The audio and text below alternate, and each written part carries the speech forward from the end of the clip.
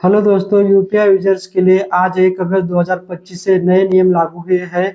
यह नए नियम क्या है हम जान लेते हैं। ठीक है, पहला नया नियम है बैलेंस चेक की सीमा।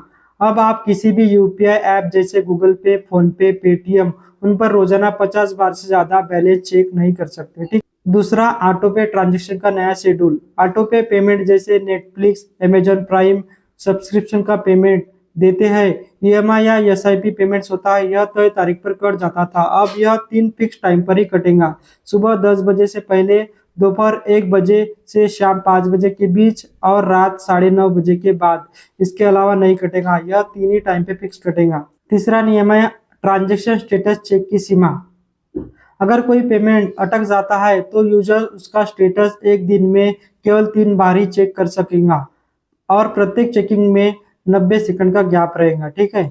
चौथा है लिंक्ड अकाउंट चेक करने की सीमा। यूजर्स अपने मोबाइल नंबर से लिंक किए गए बैंक अकाउंट की लिस्ट एक दिन में केवल 25 बार ही चेक कर सकेंगे। पांचवा नियम यह है नया account verification process. UPI app पर नए बैंक अकाउंट लिंक करने के लिए अब सख्त वेरिफिकेशन प्रक्रिया होगी।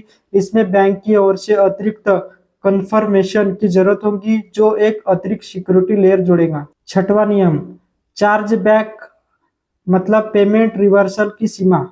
यूजर किसी भी पेमेंट के लिए 30 दिन में अधिकतम 10 बार और किसी एक व्यक्ति से 5 बार ही चार्जबैक मांग सकती है। ठीक है। ये बदलाव क्यों किए जा रहे हैं?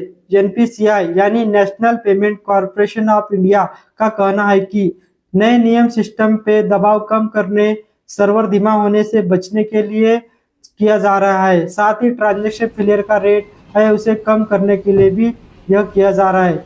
यूपीआई सिस्टम पर हर महीने करीब 16 अरब ट्रांजैक्शन हो रहे हैं, जिससे सर्वर पर भारी दबाव पड़ता है और बार बार बैलेंस चेक करने से उनका सिस्टम स्लो हो जाता है।